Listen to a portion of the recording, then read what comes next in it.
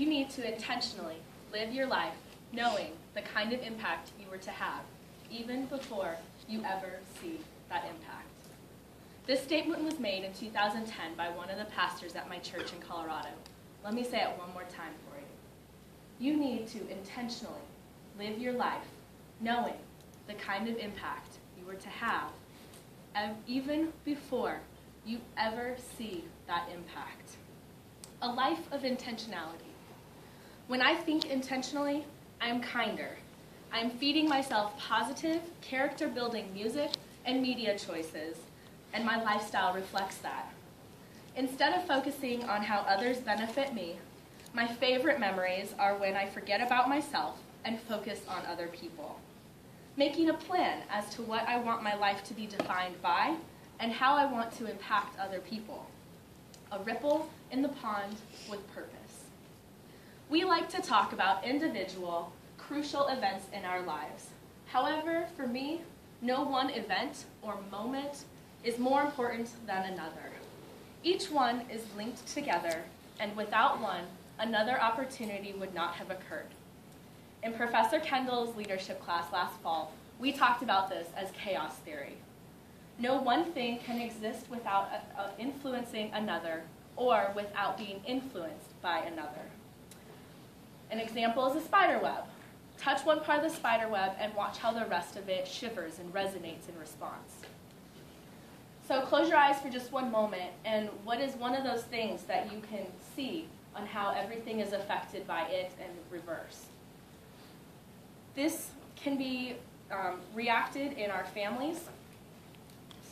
The way we react in our families translates to the way we react in our workplaces as well as our social lives.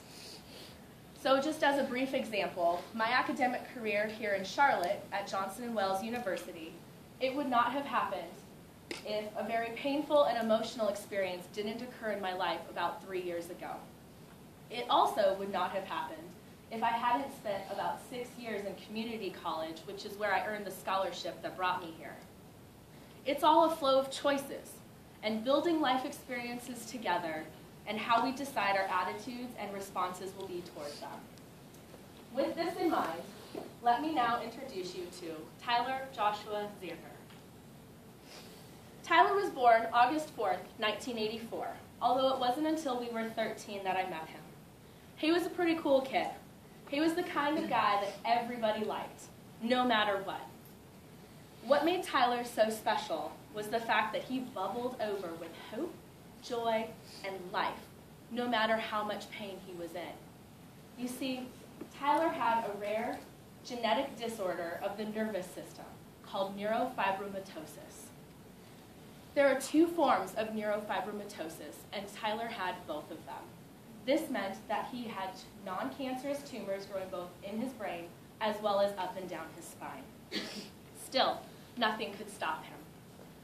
I can recall one night at youth group in high school being told that Tyler had received a ticket earlier that day at school because he was doing donuts in the snowy parking lot in his power wheelchair. Through it all, though, Tyler kept a smile on his face and the faith in his heart that one day he would be pain-free, even if it meant in the loving arms of his Savior once in heaven. This particular picture was taken at my 16th birthday. It's the last time that I can remember physically spending time with Tyler, although it wasn't the last time that I saw him smiling. He was smiling all the time. About 6 months later, on May 11th, 2001, Tyler died, peacefully and surrounded by his family just like he had wanted. The following week, on May 17th, 2001, we attended his funeral.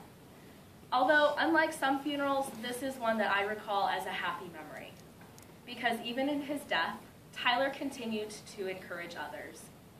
After his funeral, there was a giant pizza party and this amazing 1,000+ balloon release, which, let me tell you, is one of the coolest sights you will ever see if you get to experience it. There was also a time to share about Tyler. You see, Tyler led by example. He contributed to the community, and he left a legacy most of us only dream of.